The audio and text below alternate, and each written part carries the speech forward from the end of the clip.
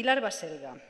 Yo le decía, digo, ¿cómo te presento? Dice, como quieras, digo, tú lo has querido. Bueno, os diré primero el currículum oficial, la agenda oficial, luego viene la oculta.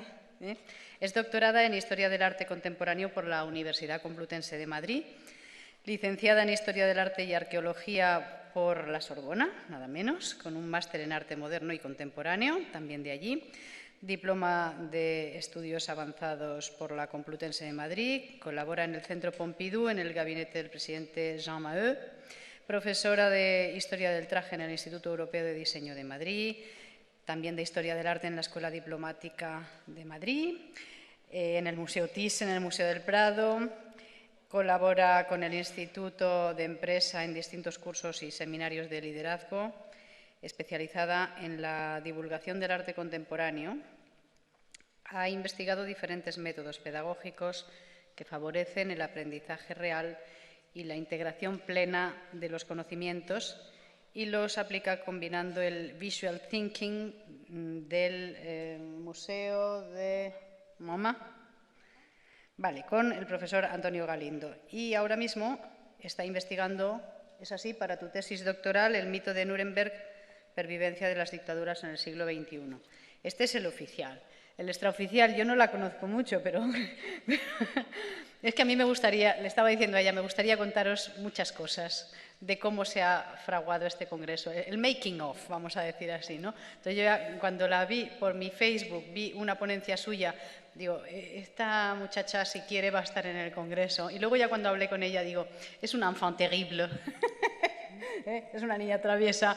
Y me da a mí que como que muy rebelde, o sea que esta ponencia, como anunciaba antes, creo que es muy especial y dentro de ese aspecto que creo que ya hemos mencionado, que busca también la educación holística, que es formar seres con espíritu crítico, pues quizá dentro de esa vertiente esta sea la ponencia que más se va a ajustar a esa vertiente crítica que debemos fomentar en los chavales. Pilar Baselga.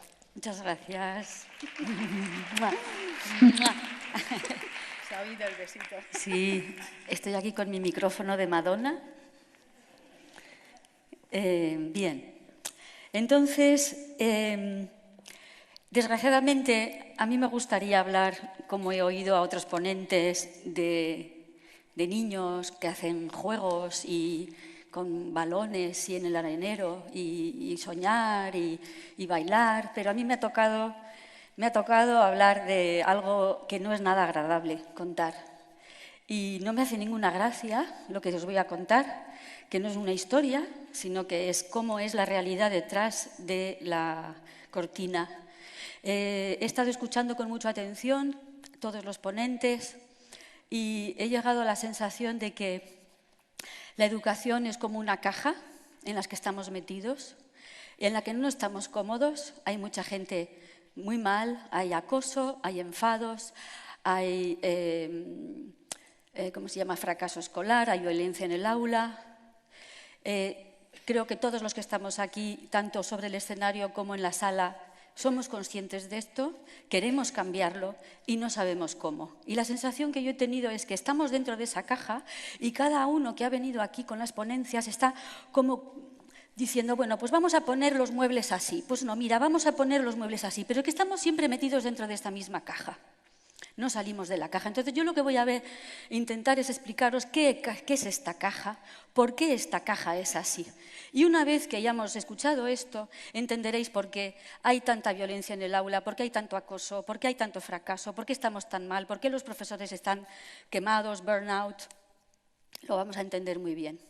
Y hay otra cosa, yo estoy investigando algo que no tiene directamente algo que ver con esto, pero finalmente ha llegado a esto, es decir, que vivimos, yo creo que ya todo el mundo se ha dado cuenta, en una falsa democracia, y vivimos en el mito de que la educación estatal, obligatoria, gratuita, como la querramos llamar, esa serie de cosas que tenemos que aprender que nos vienen dadas de arriba y no sabemos muy bien quién ha decidido las leyes de educación, quién ha escrito los currículums, quién ha redactado los libros de texto, y nos encontramos con unos libros que dicen unas cosas absurdas. Luego al final usamos fotocopias, yo supongo que aquí ¿no? Os pasará, que los libros de texto al final no os son útiles porque no correspondan a lo que vosotros pensáis, a lo que vosotros sentís. Pues os voy a explicar cómo funciona todo esto. Durante estas charlas he escuchado las siguientes frases. Hay que humanizar la educación, hay que educar con el corazón, hay que educar en la creatividad, la educación idiotiza.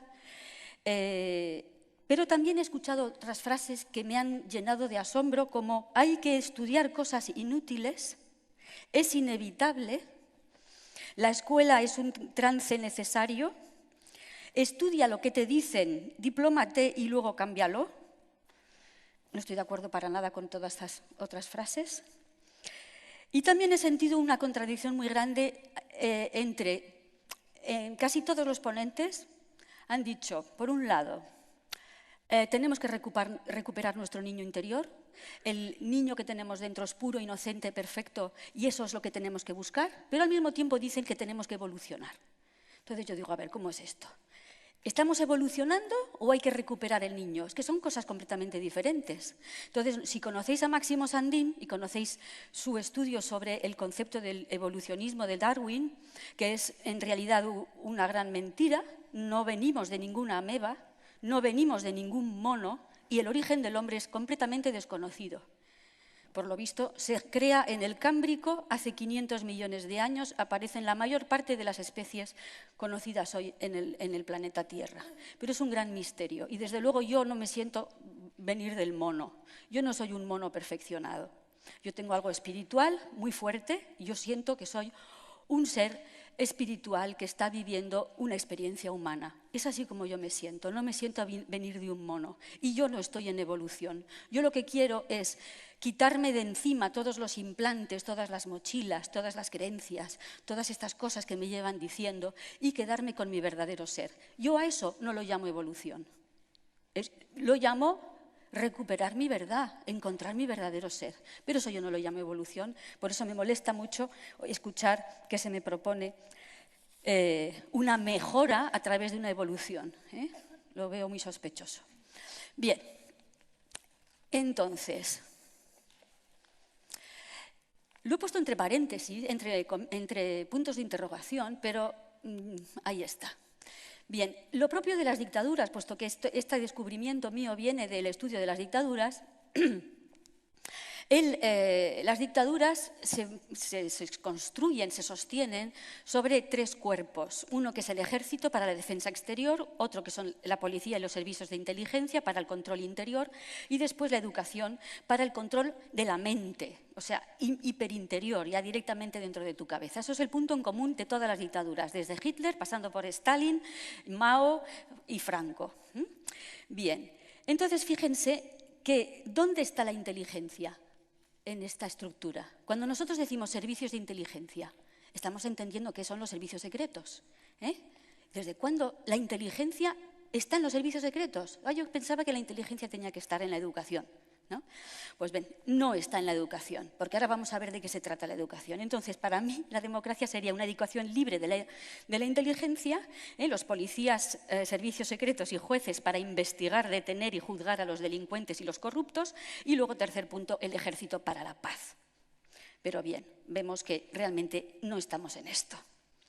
Entonces, la gran pregunta es, los niños, yo, me pasé 15 años confinada en un espacio para aprender ¿qué?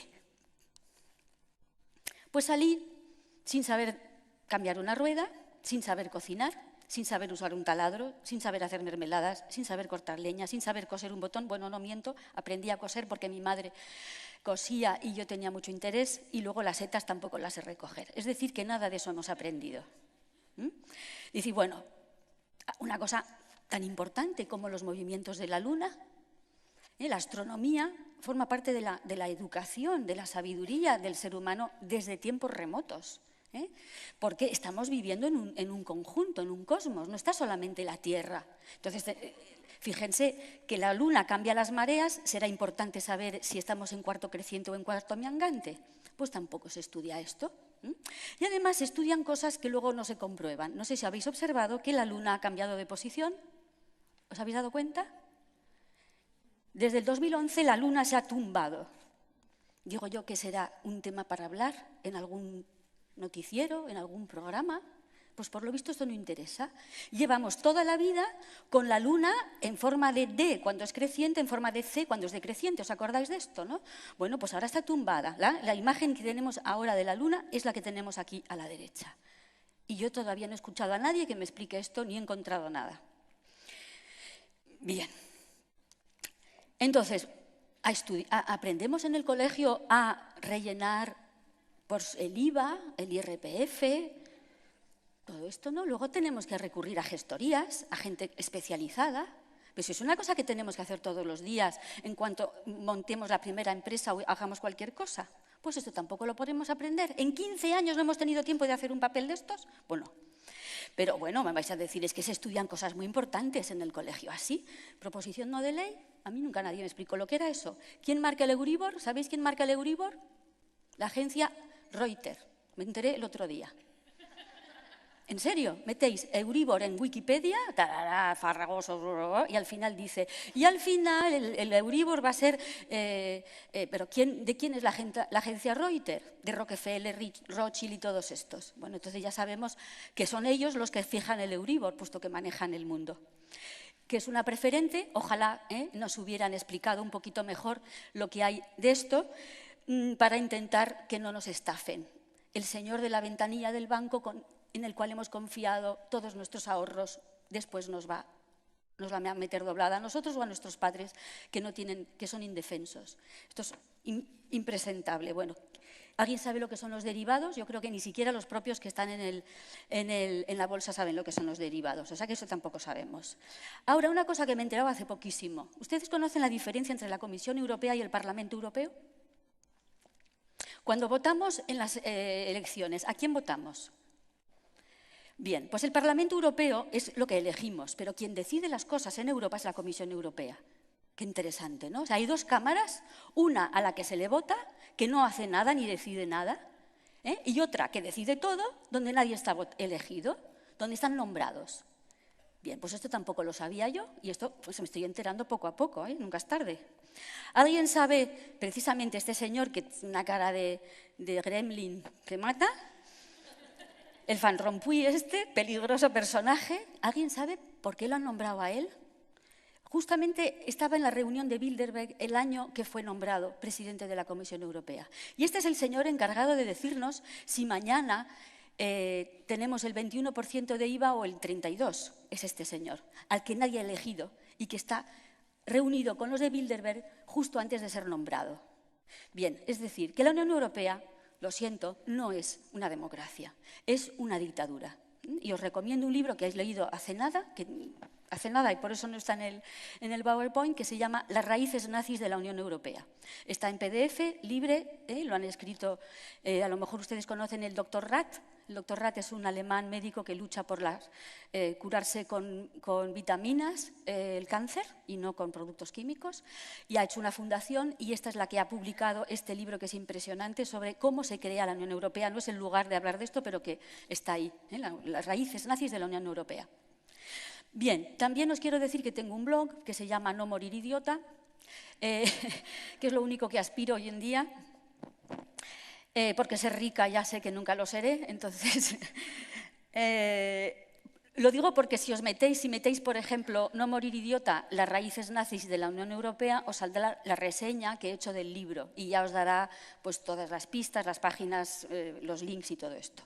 Bueno, a la derecha tenemos la Reserva Federal, nadie sabe lo que es la Reserva Federal, pues yo solo voy a contar, la Reserva Federal es un banco privado, ni es reserva ni es federal, son 5 bancos que se unieron en el año 1911 y se han adueñado de la economía americana. Bien, todo esto no se estudia en la escuela porque sería demasiado grave que supiéramos estas cosas, porque otro gallo cantaría. Y entonces me vais a decir, no, pero es que hemos estudiado muchas cosas. Ah, sí, hemos estudiado muchas cosas. Por ejemplo, ¿aquí alguien se acuerda qué pasó después de la Revolución Francesa? Antes de Napoleón, entre Napoleón y la Revolución Francesa hay 10 años de guerra civil. Una guerra civil que sirvió para eliminar las cabezas pensantes, todos los Dantones, Robespierres y todos estos líderes populares fueron eliminados. ¿Y quién viene? Napoleón, porque tenemos un ciclo en la historia que tampoco nos han enseñado, que es revolución, guerra civil, dictadura, falsa democracia. Y luego empezamos otra vez. Revolución, guerra civil, dictadura, falsa democracia. Y así está estructurado. Lo podéis, si estudiáis la historia desde este punto de vista, lo veréis desde la Revolución Francesa se repite este modelo. Por ejemplo, Revolución Rusa, guerra civil rusa, dictadura stalinista y ahora con Putin tenemos falsa democracia. Bien. Bueno, ¿qué estamos estudiando en el colegio? ¿Qué estamos estudiando? Aquí hay mucha preocupación, muchas propuestas por ser asertivos, por saber expresar nuestras emociones, pero esto no se estudia normalmente en un colegio. Todos los que estáis aquí, en el fondo, somos aquí todos unos revolucionarios. Por eso estos congresos no los organizan las consellerías. Bien. Aunque se quieran meter aquí, pero no les vamos a dejar. Entonces, ¿verdad que no les vamos a dejar? Entonces, ¿qué han aprendido realmente? 15 años confinados en un espacio.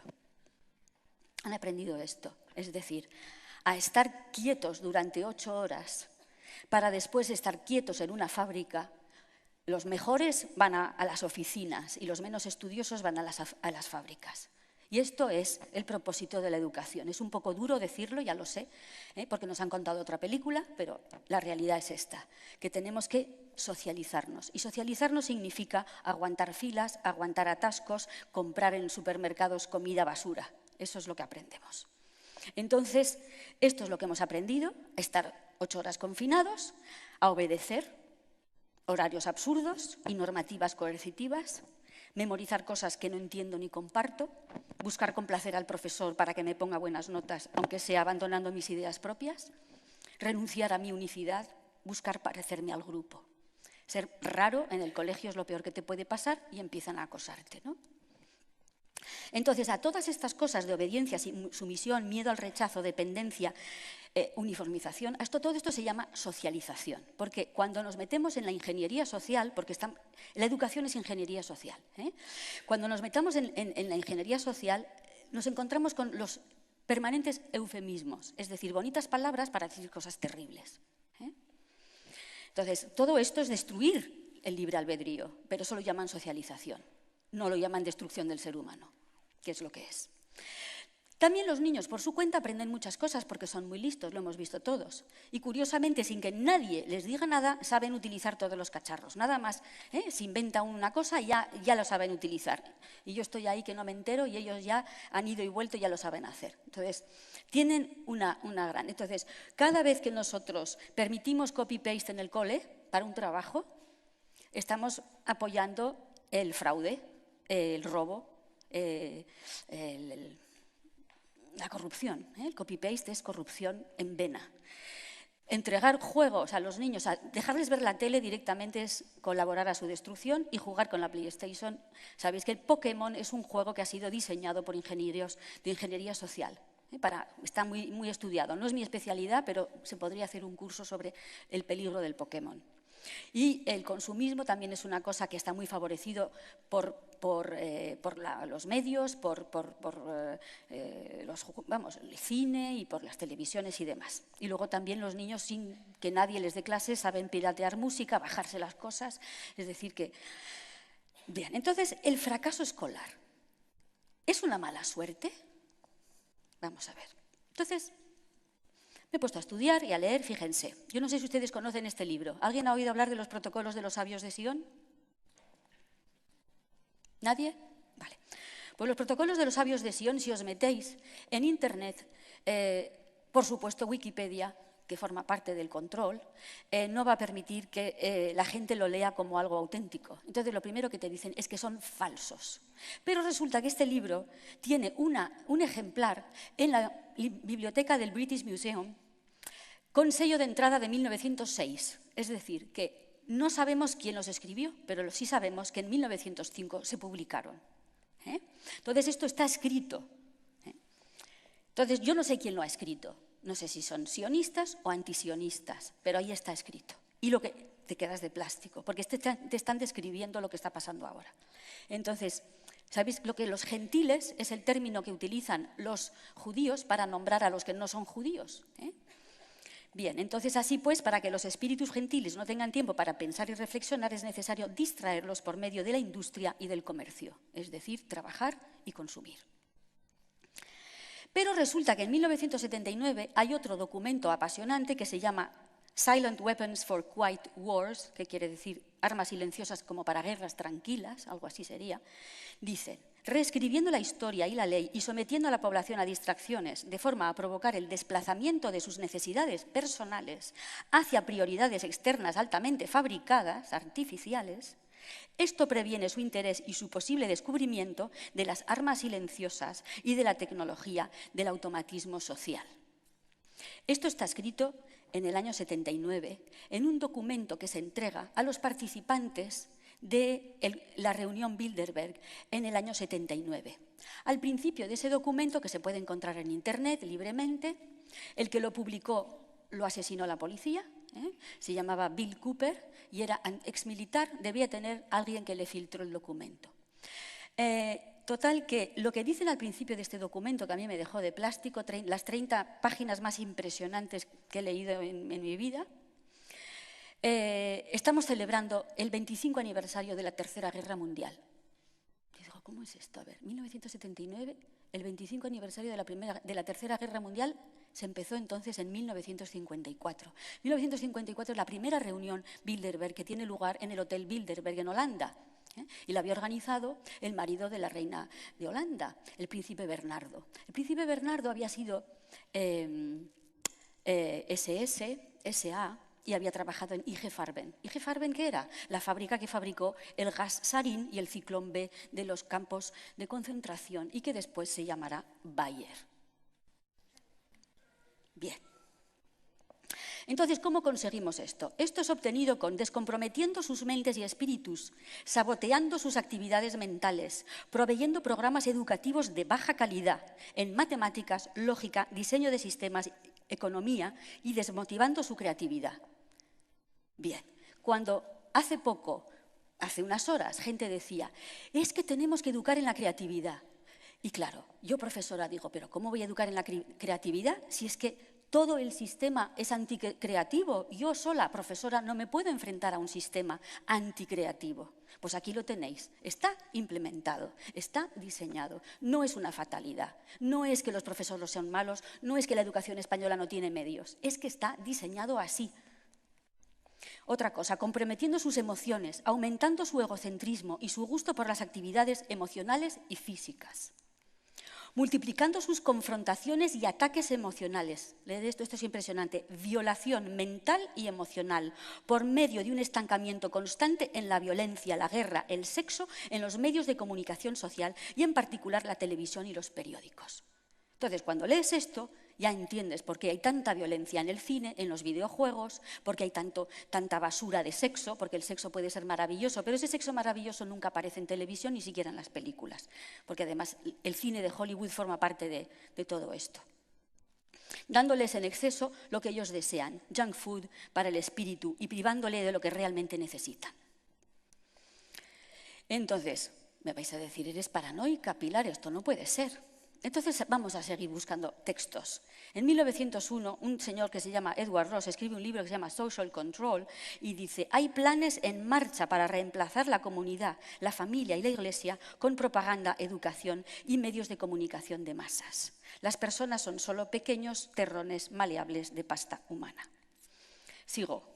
El objetivo principal de nuestro gobierno consiste en debilitar el espíritu crítico del pueblo, hacerle perder la costumbre de pensar, pues la reflexión da origen, muchas veces, a la resistencia. Entonces, si tenéis la sensación de que no podéis hacer pensar a vuestros alumnos, pues es normal, es que está diseñado así. Necesitamos dirigir la educación de las sociedades cristianas de tal forma que sus manos caigan abatidas en un gesto de desesperada impotencia ante cualquier negocio que exija iniciativa. Por eso, cuando nos bombardean con toda esta corrupción y todas estas cosas que pasan en España y tenemos todo esto y nos quedamos así, ¿y ahora qué hacemos? Pues está tan bien diseñado, ¿eh? No es ninguna casualidad. Estamos abatidos y no encontramos manera de encontrar iniciativa. En nuestros sueños la gente se rinde con perfecta docilidad a nuestras manos moldeadoras. Esta frase la dice en la primera Junta General de Educación de Rockefeller. Porque los Rockefeller, en cuanto hablamos de ingeniería social, control, aparecen enseguida. Son grandes, lo que ellos se llaman filántropos, ¿eh? De nuevo un eufemismo. Pondrán todos los medios para controlar la salud, la mente, en fin. Bien. Este es Woodrow Wilson, el presidente que permitió la creación de la Reserva Federal, es decir, la corrupción, la perversión a través del nombre incluso, ¿no? Nosotros tenemos el Banco de España, que ya gracias a la Unión Europea no sirve para nada, pero cuando teníamos Banco de España con algo dentro, nosotros decidíamos emitir moneda, lo decidía el gobierno, pero en Estados Unidos lo deciden 5 bancos privados.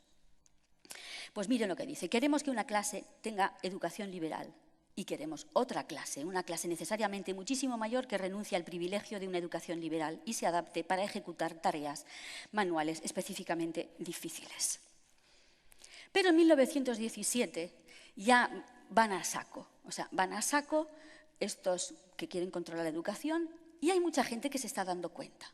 Una serie de senadores dicen, se están moviendo con precisión militar por todo el frente para lograr el control de la educación de los niños del país. Esto es un senador, Chamberlain. Con precisión militar por todo el frente para lograr el control de la educación. ¿Es una guerra? Es una guerra. Es una guerra psicológica. Las escuelas han sido agarradas, igual que un pulpo agarra su presa, por un gobierno invisible. Esto lo dijo el alcalde de Nueva York. Gobierno invisible.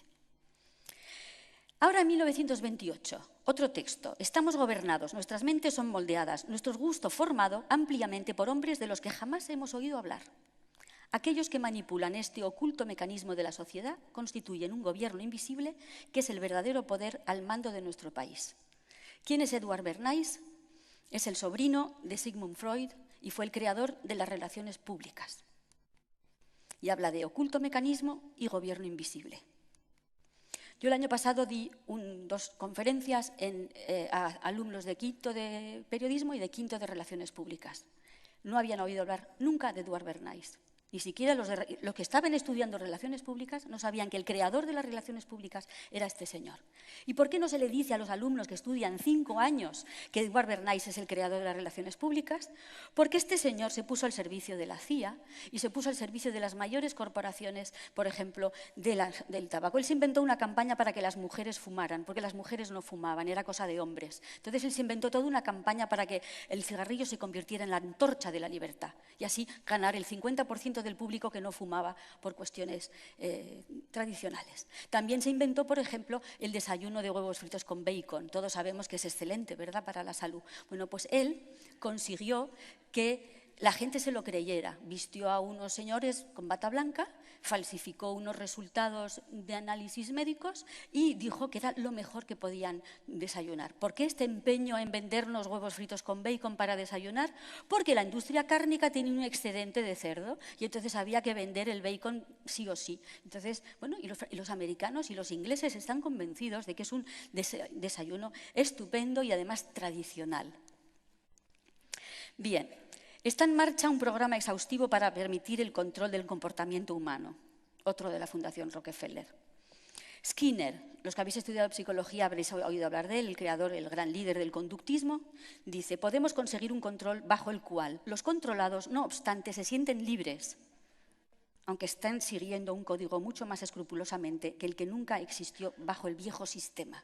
¿Y qué es el viejo sistema? El viejo sistema es el sistema educativo.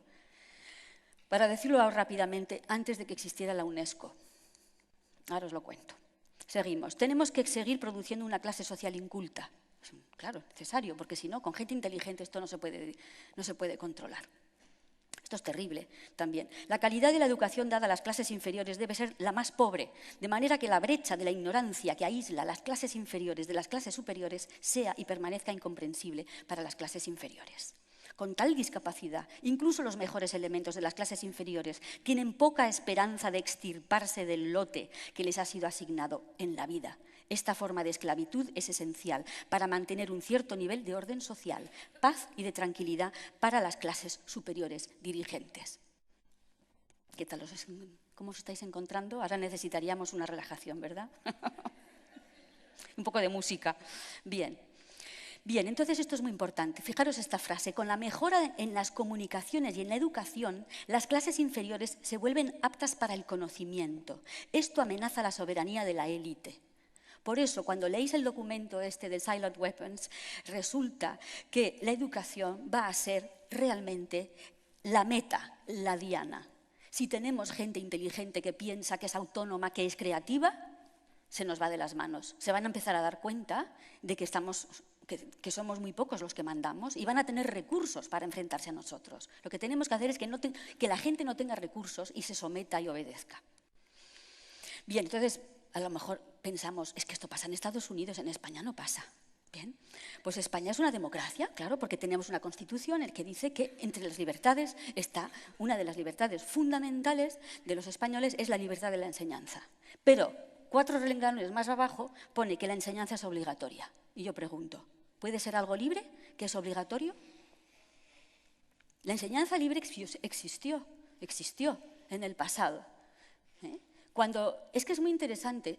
Cervantes no fue a la escuela. No fue a la escuela.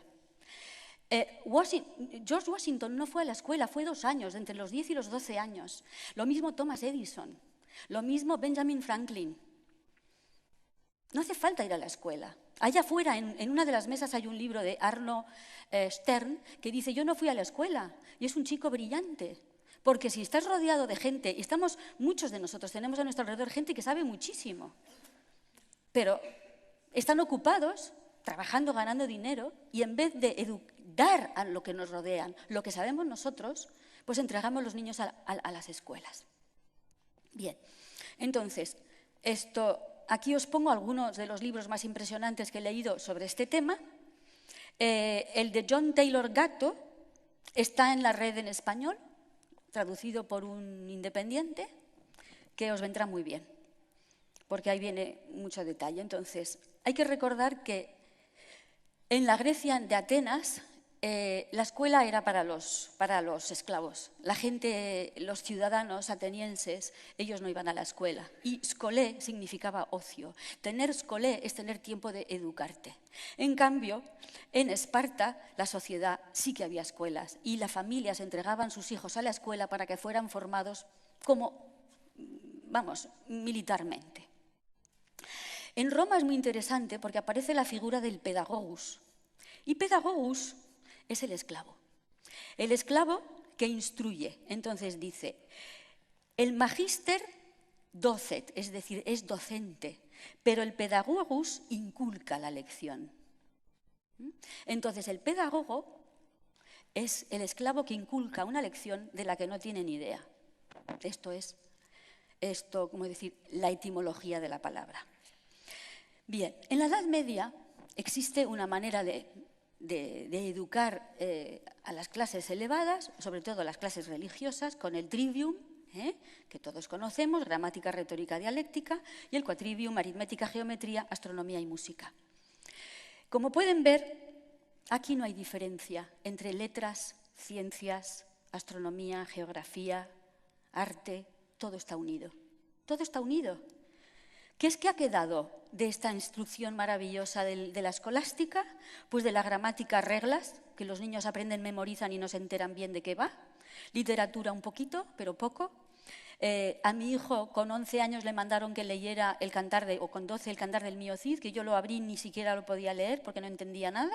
Yo preguntaba, ¿no tendrán otro libro para darle a mi hijo con 12 años? Odiarán la literatura. Eso forma parte del plan también, no lo sabía, me he enterado.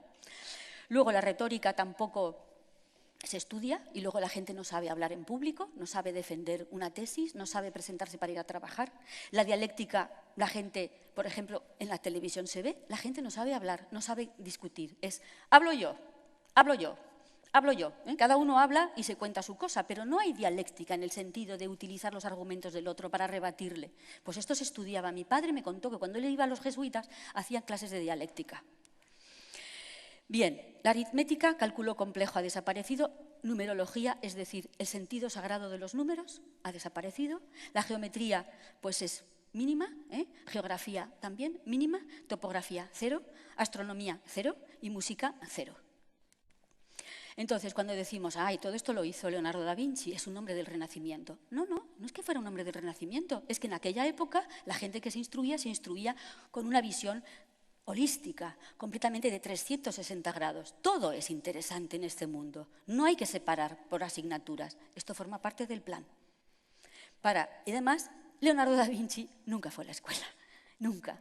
Él había sido el hijo de una relación, de un notario con una señora del campo, y vivía en el campo, y Dios, además lo contaba, él se había criado en el campo, viendo las hojas sobre el agua flotar, ver los pájaros, y así mirando la belleza de la naturaleza, hizo todas estas maravillas.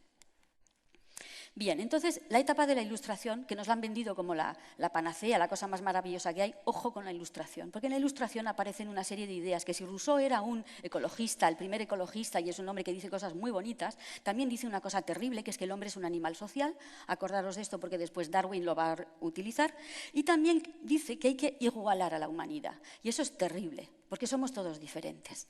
Entonces, en la Ilustración es cuando nace la idea de que el Estado y la colectividad es superior al individuo, que el culto al progreso es superior a la tradición, que el laicismo es superior a la religiosidad / espiritualidad, que la razón es superior a la intuición, que la ciencia tecnológica es superior a la ciencia pura. Cuando decimos que nosotros estudiamos ciencia es mentira.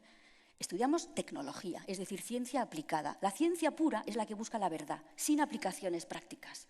Pues hoy en día nadie estudia ciencia pura, que es simplemente por el gusto de saber la verdad. Siempre se estudia la ciencia tecnológica. Entonces nos han vendido que la ciencia es la ciencia tecnológica. Pues no. Bien, otra cosa que aparece en el siglo XVIII es que el Estado es el padre de los ciudadanos, este Estado padre que nos arregla todos los problemas, que nos dice lo que tenemos que estudiar, los medicamentos que tenemos lo que tenemos que pensar, etcétera. También aparece esta idea de que lo que es bueno para el Estado es bueno para todos, que el individuo debe sacrificarse por el Estado y por la colectividad. Y esto se hace muy patente con las dictaduras de los años 30, es decir, con Stalin y con Hitler son estas ideas al saco. Luego la idea del progreso, eso es terrible. El progreso es mentira. No existe el progreso, hay cosas que evolucionan en una dirección y otras se pierden. Cuando estudian, yo que me gusta mucho la historia de la moda, el traje, todo esto, hay tejidos que hemos encontrado en España del siglo XII, no sabemos hacerlos, no sabemos hacer ni los hilos, tejerlos todavía menos, y están ahí guardados diciendo, pero ¿cómo se hará esto? ¿No? O sea, bien, y luego otra cosa terrible también es que la cultura la organiza el Estado y se encuentra en las ciudades. Es decir, que el mundo rural es una porquería, es un atraso, no tiene ningún interés. Entonces, una gran idea que está metida dentro de los programas de las leyes de educación de toda Europa, gracias a la UNESCO, es que el enemigo del progreso es la tradición y la religión, que la tradición popular y el mundo rural y las tradiciones religiosas son un atraso, una superstición, y que la irracionalidad es bajo y primitivo, todo lo paranormal, esotérico, meditar, entonces ya parece que estás diciendo tonterías. Bien, estas son las herencias de la Ilustración, el control del Estado, el ser humano es imperfecto y puede ser mejorado, en esto de la evolución que os decía, que a mí me pone los pelos de punta. El laicismo es la modernidad y la espiritualidad es de colgados. ¿Cuáles son los medios del Estado? Pues controla la educación, controla la economía. Intentad montar una empresa, vais a ver lo complicado que es.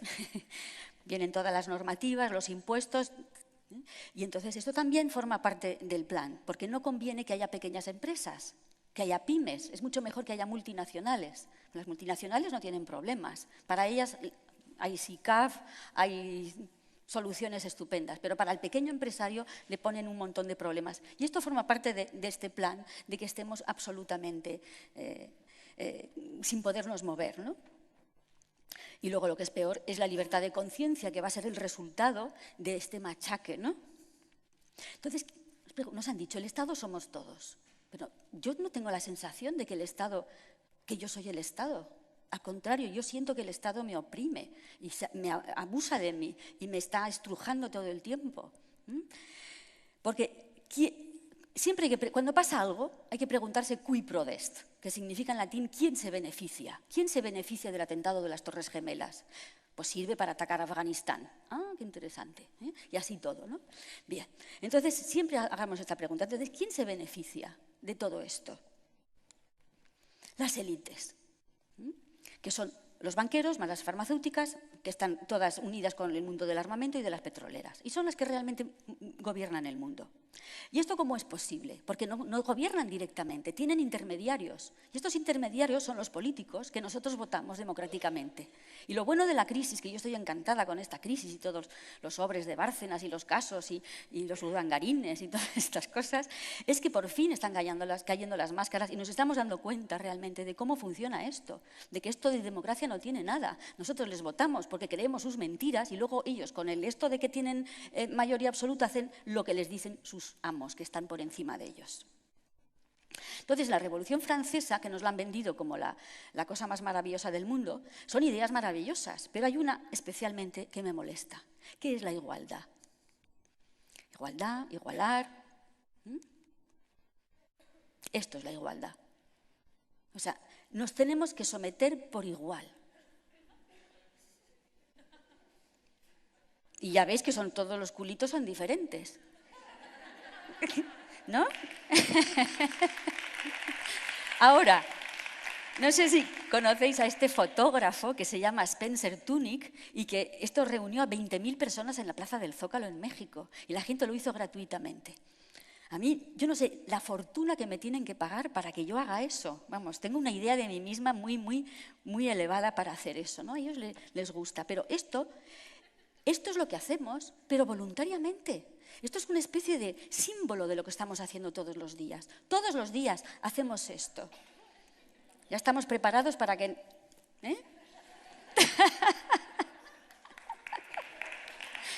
No, nos tenemos que levantar ya. Ya es hora de cambiar de postura. Ya me están doliendo los riñones, ¿no? Bueno, entonces Napoleón es terrible porque ya sabemos de dónde viene. Es el que sobrevive a una guerra civil en la que cortan todas las cabezas de los que tenían ideas y el que se somete a los líderes, que son los banqueros, pues es Napoleón. Porque ¿de dónde sacó tanto dinero Napoleón para invadir Alemania y Francia, Austria y todo? ¿De dónde sacó el dinero? Después de 10 años de guerra civil en Francia, ¿tú crees que él tenía dinero para hacer una guerra mundial? ¿De dónde sacó ese dinero? Eso nunca nos lo cuentan en los libros. Yo todavía no lo he descubierto, pero me temo que ahí hay muchos banqueros financiando la guerra que había. Bien, entonces, ¿qué es lo que dice Napoleón? Que hay que enseñar desde la infancia lo que la gente tiene que pensar. Y entonces, para que la gente piense lo que quiere el Estado, hay que hacer un cuerpo de docentes, que es el único medio para crear la instrucción pública. No habrá un Estado político firme si no hay un cuerpo docente con principios fijos. Bien, caramba. Entonces, este Fontanés era el rector de la Universidad Imperial, que era la estructura de la educación de Napoleón. Y dice que hay que unificar puntos de vista, es decir, que hay que crear pensamiento único. Es necesario una unidad de puntos de vista. Igualar, enseñanza necesaria, el Estado, el gobierno, firmeza, unidad de pensamiento, pensamiento único. ¿Es necesario para quién? ¿Para mí? ¿Para vosotros? No es necesario. Para ellos, para los que están en el control del poder, necesitan una masa obediente. Entonces hubo un señor que se llamaba Andrew Bell, que era un capellán inglés que va a la India y descubre las escuelas de casta hindú. Y en las escuelas de casta se observa cómo funciona, es decir, las escuelas para los pobres. Meten a 300 niños en un chamizo y entonces hay un brahman que dice: debo obedecer al amo. Y entonces todos los niños, debo obedecer al amo. Y si no contestabas bien, entonces los más mayores de los alumnos les pegaban con una vara, el famoso pedagogus, para que todo el mundo dijera lo que dice el profesor. Entonces esto a los ingleses les va a encantar e introducen este tipo de enseñanza en la educación inglesa. Otra cosa muy interesante es la guerra. Ya hemos hablado de Napoleón, ahora vamos a hablar de los enemigos de Napoleón, que eran los alemanes, como siempre, estuvieron en guerra francos y germanos, como 2000 años en guerra, ahora son amigos. Bien, entonces el sistema prusiano, Jena es una victoria de Napoleón y Waterloo es el gran desastre. ¿Qué pasa entre Jena y Waterloo? Pues que van a montar las escuelas prusianas. Entonces, el que crea el pensamiento de que hay que formar a los alumnos se llama Fichte, y el que escribe la frase, el trabajo hace libre, que es lo que había en la puerta de los campos de concentración. Arbeit macht frei. Trabajo hace libre. Fíjate, otro eufemismo. Bien, entonces, ¿qué es lo que hacen los alemanes? Organizan 3 niveles. El 0,5% es la élite. Tiene una educación como el trivium y el quadrivium. 360 grados, perfecto. El 5%, zonas intermedias, mandos intermedios, profesores, militares, policías, médicos, arquitectos, todos esos que tienen que trabajar y saber un poco, pero no mucho. Y luego el 90% de las que llamaban Volksschule, era Akademienschule, Realschule y Volksschule. Y el Volksschule era las escuelas del pueblo, donde les impiden la lectura fluida porque se dan cuenta de que cuanto más tarde aprendes a leer, peor lees. Entonces, antes estaban hablando de esto en el sistema Waldorf. Yo no sé, yo no soy una especialista del tema, no soy logopeda ni sé nada de esto, pero lo que yo he leído es que mi madre, por ejemplo, le enseñó a leer a mi hermana con 3 años, a leer y a escribir, y llegó al cole ya sabiendo leer y escribir. Bien, y eso a mi alrededor hay mucha gente así, las abuelas que enseñaban, o las madres que enseñaban a leer muy prontito a los niños. Bien, entonces impedir la lectura fluida, separar las asignaturas en zonas estancas. ¿Por qué tenemos que estudiar las asignaturas separadas? Si en el mundo no es un todo está relacionado. Yo no veo que tú te paseas y de repente estás en el mar y dices, estoy en un elemento fluido, entonces esto es química, ¿no? Pero luego resulta que es mar, entonces forma parte de geografía. Pero si el mar está en una costa, entonces es topografía. Pero si te inspira un poema, no, entonces estoy en literatura. Pero bueno, ¿pero qué es esto? Estamos en una cosa toda llena de cosas, que funcionan todas al mismo tiempo y nos interfieren, pero si te compartimentan la cabeza, luego tú estás que no puedes relacionar. Y hay muchos de estos sabios que lo que hacen es, lo que dicen los ingleses, connecting dots, quiere decir, conectando los puntos. Cuando tú empiezas a conectar los puntos, entonces aparece la forma de la cara, pero si te van separando los puntos no te enteras de nada, que es lo que nos está pasando. Y luego alargar el periodo de escolarización. Esto también es una cosa que lo descubrieron los prusianos. Antes iba al cole, como George Washington y Benjamin Franklin, de 10 a 12 años, un poquito. Y luego antes habías aprendido muchas cosas con tu familia y después también te especializabas en la rama que tú querías. Pero si te dicen que tienes que ir al cole con 6 años y ahora con 3 años y te dicen que te tienes que quedar hasta los 16, pues estás separado de la familia. Y se van a dar cuenta que separar a los niños de la familia es lo mejor que pueden hacer para que el Estado amueble la cabecita de los niños mejor y lo antes posible. Por eso se están dando cada vez más casos de homeschooling, es decir, el colegio en casa.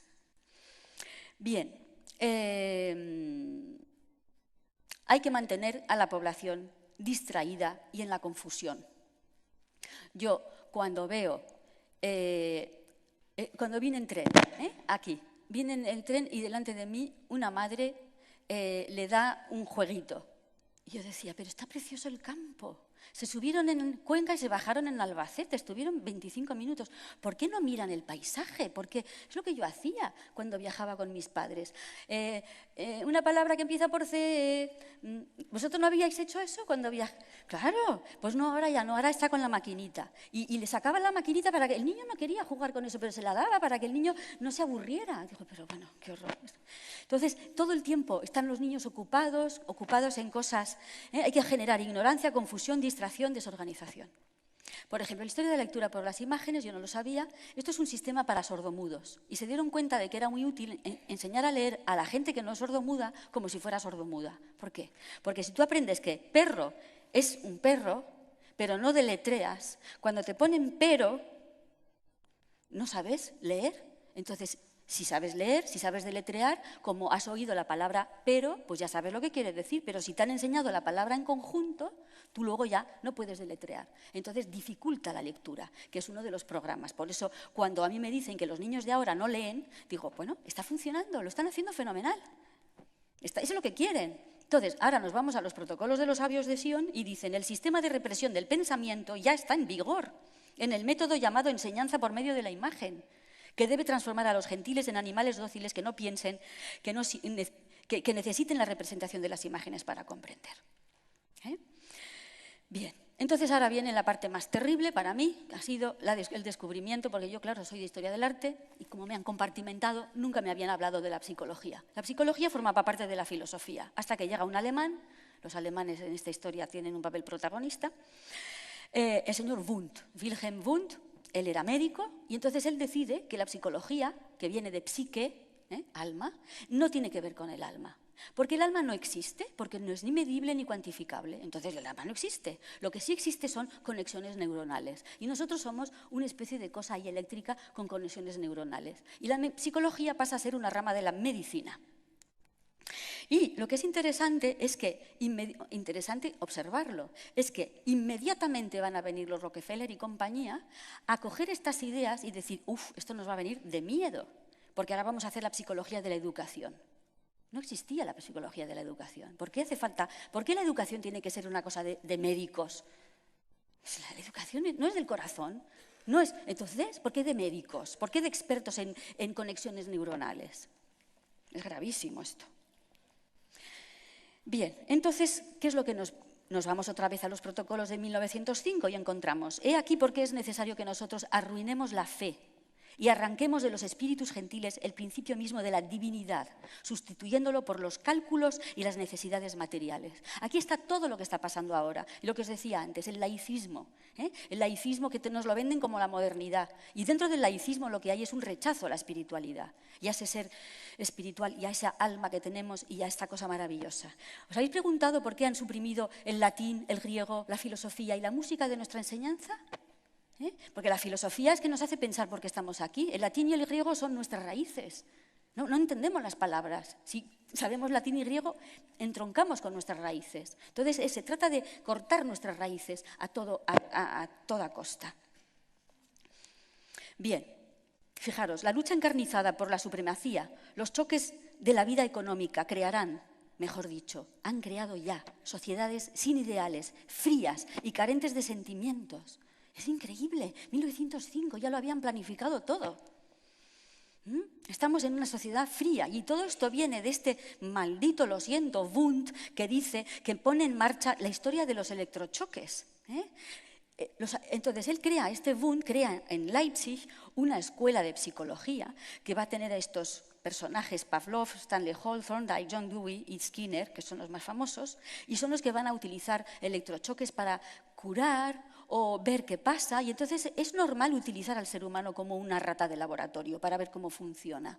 Y utilizaron a gente que estaba, ya sabéis, ¿no? Minusválidos, a presos, a soldados, y esto sigue haciéndose hoy en día. Ahora lo que pasa, ¿habéis visto El jardinero fiel? Se van a África para hacer esto, para probar las medicinas se van a África y les dicen que les están dando una vacuna y es mentira, están probando con ellos medicina. Entonces, esto es terrible, el salto de la psicología, que es una cosa del alma, se convierte en el estudio del conductismo. Pero el conductismo consiste en decirle, a ver, ¿qué tengo que hacer con la mente humana para que el ser humano haga lo que yo quiero que haga? De eso se trata el conductismo. Bien, entonces, esto es terrible, esto está en la red, lo he visto, no he podido ver más de un minuto porque el niño está gritando, resulta que es un alumno autista que está en un centro especializado, y lo dejaron paralítico después de 31 electrochoques y 7 horas de tratamiento. Y ves cómo está amarrado así, gritando, así, y todas estas personas mirando así tan tranquilos. En fin. Entonces, la agenda estatal consiste, se dieron cuenta, muy pronto, que la familia, que hay que apartar al niño de la familia cuanto antes, porque es la tradición, porque es las raíces, porque es el amor incondicional. Nadie te quiere como te quiere la gente de tu familia, nadie. Puedes hacer lo que te siguen queriendo. Bien. Luego, prolongar la infancia, en el sentido de que no te dejan… Esto de el trabajo infantil es horroroso, depende. Si un señor empresario te está maltratando, sí, pero si es tu madre la que te está enseñando a cocinar, o tu padre que te está enseñando a cambiar una rueda, o te dice, oye, vente al taller que te vas aprendiendo, como se hizo siempre. Velázquez empezó a trabajar en el taller de Pacheco con 11 años para aprender. Bien, retrasar el aprendizaje de la lectura, porque eso favorece el analfabetismo. Luego, el refuerzo periódico es terrible. El refuerzo periódico es, metes una rata en una caja, ¿no? Aprietas un botón, le dan de comer. Aprieta el botón, le dan de comer. Aprieta el botón, no le dan de comer. Aprieta el botón, le dan de comer.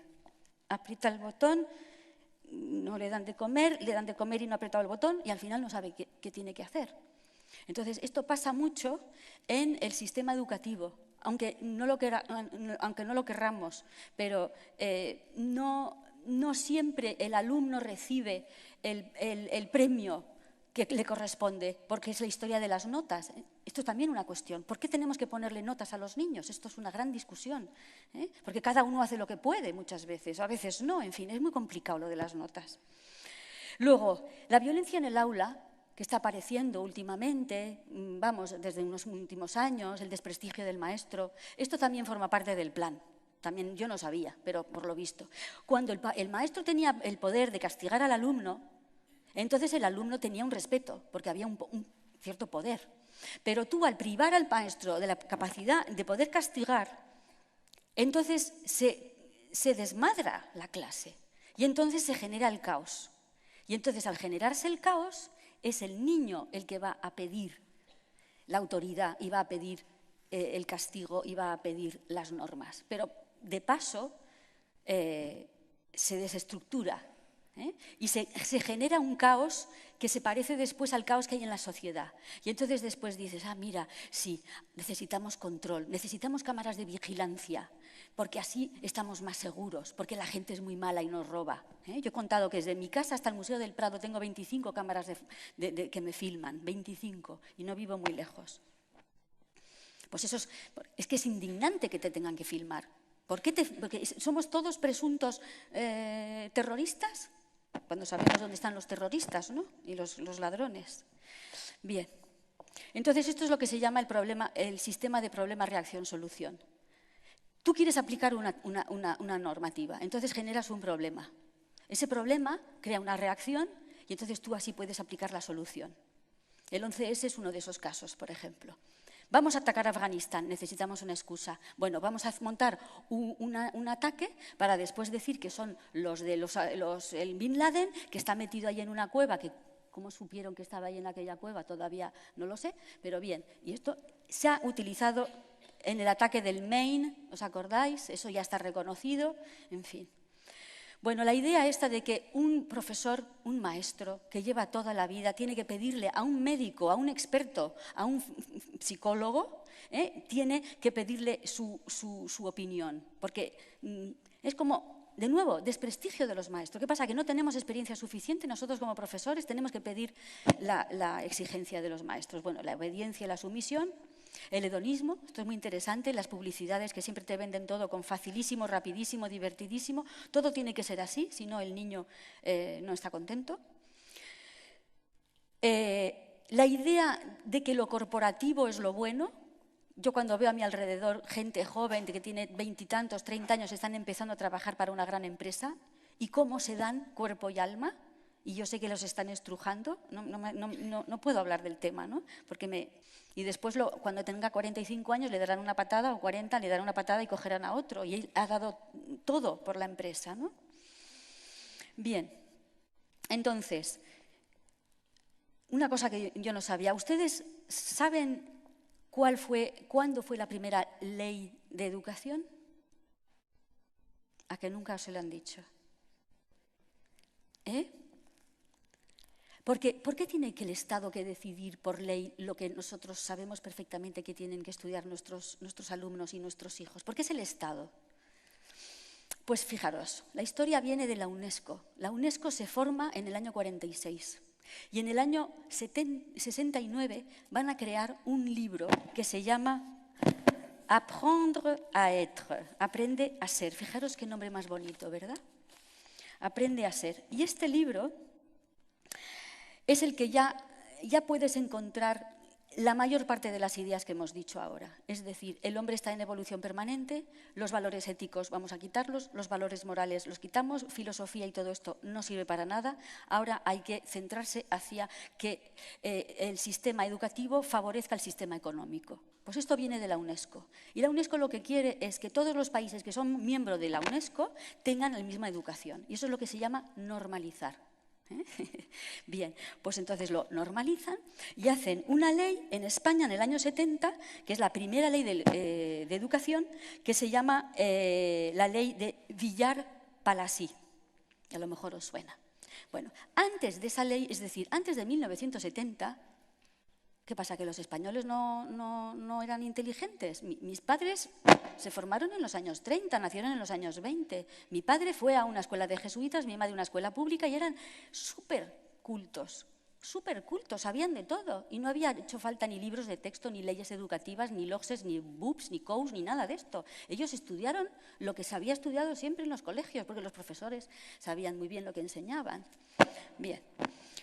Pues esto, que os metéis en el BOE, os leéis estas y es bastante impresionante.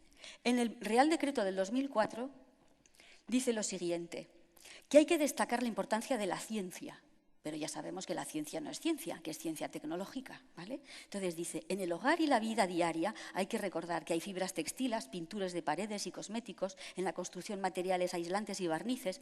Esto está en la ley de educación. Esto es lo que dice lo que tiene que haber dentro de los libros de texto. La tecnología se ocupa de aportar los medios necesarios para satisfacer las necesidades humanas. Fijaros qué frase. ¿Cómo que las necesidades humanas se solucionan con tecnología? Se lo voy a decir yo a mi psicólogo, porque yo tengo muchos problemas que no se solucionan con la tecnología, ni vamos. Si en vez de poner la tecnología pusiéramos la religión se ocupa de aportar los medios necesarios para satisfacer las necesidades humanas. Me diríais, esto es ¿cómo se llama? Manipulación mental. Pero como decimos la tecnología, no pasa nada. Es una nueva religión la tecnología. Esto es bestial. Durante la Guerra del Golfo, los soldados de Estados Unidos y de otros países aliados pudieron tomar todas sus comidas en las trincheras, calentitas y en cualquier momento, gracias a la tecnología. ¿Esto es apología de la guerra? ¿Esto es justificar una guerra que había sido... ¿Os acordáis? La Guerra del Golfo se hizo bajo una mentira, que había armas de destrucción masiva. O sea, ¿cómo se puede poner esto en un libro de texto? Bien. En el Real Decreto 2004 dice que hay que insistir sobre los avances de la ciencia, por ejemplo, que hay que hablar de los fertilizantes, de los plaguicidas, los aditivos, todo eso es estupendo, que hay que hablar de conservantes, hay que hablar de estabilizantes.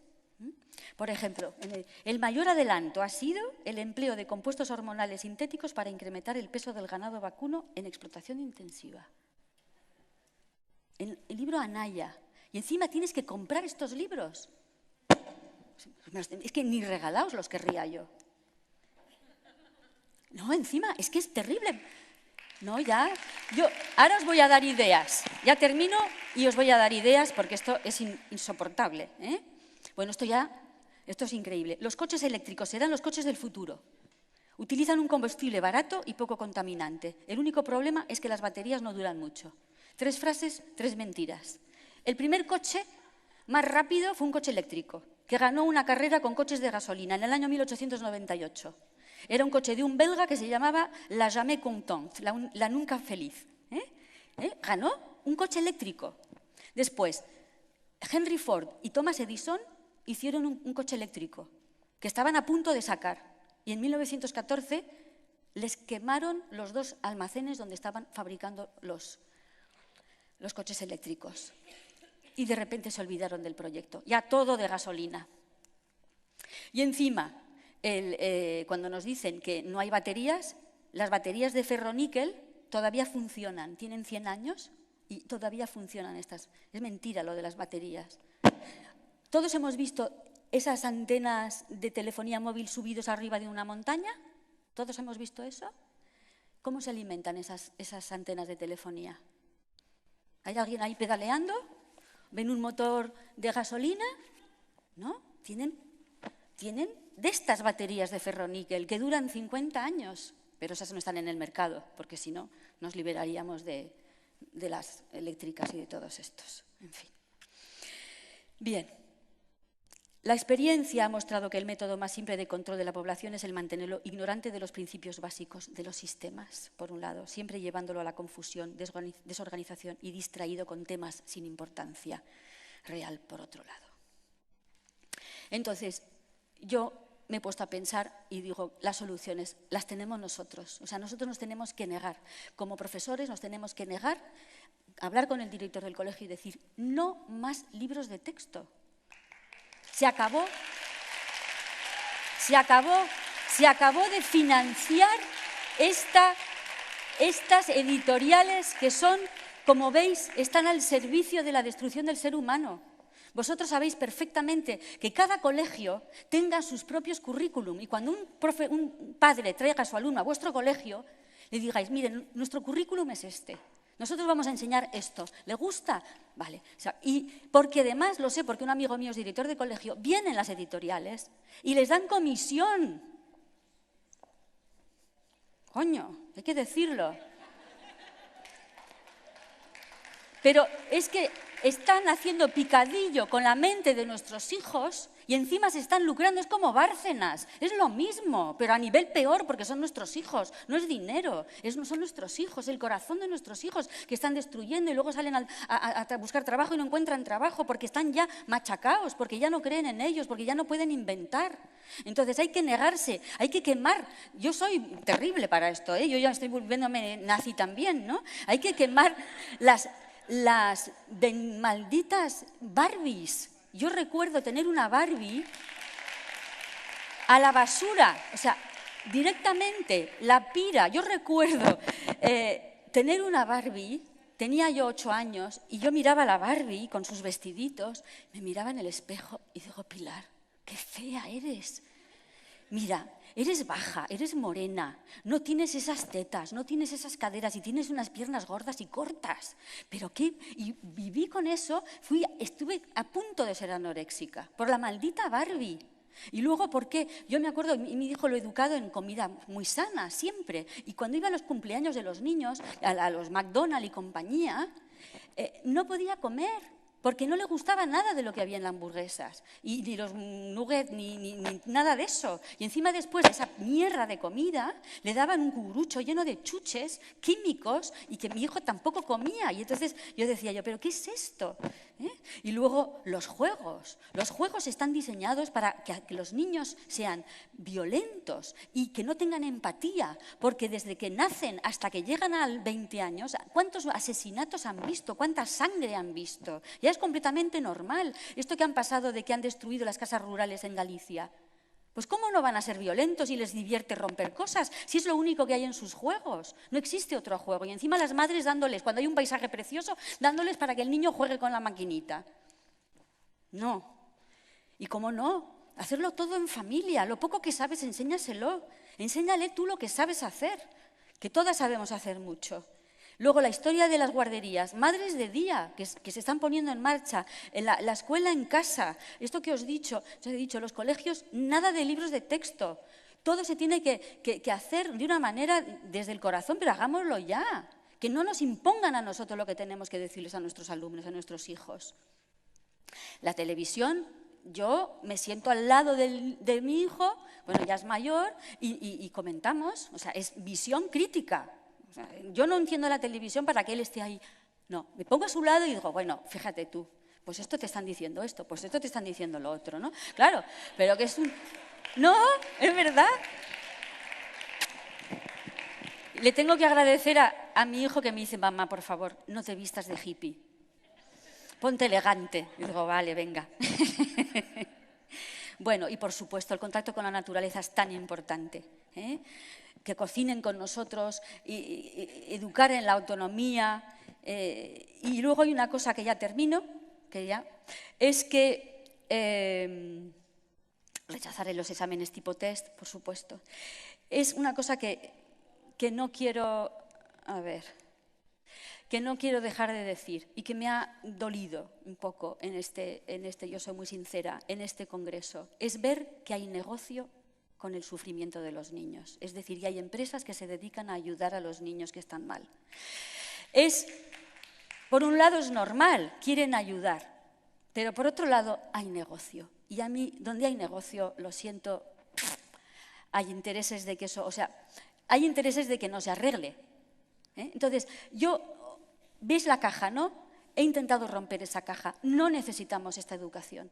Podemos ponernos a trabajar ya. Yo quiero ya que haya un proceso constituyente, que formemos partidos políticos o por lo menos un partido político de alternativa a esta tropelía en la que estamos metidos. No nos merecemos esto y nos tenemos que poner de pie y juntos hacer un mundo nuevo, pero ya. Y la educación es, como habéis visto, un elemento enorme para tenernos controlados. Muchas gracias.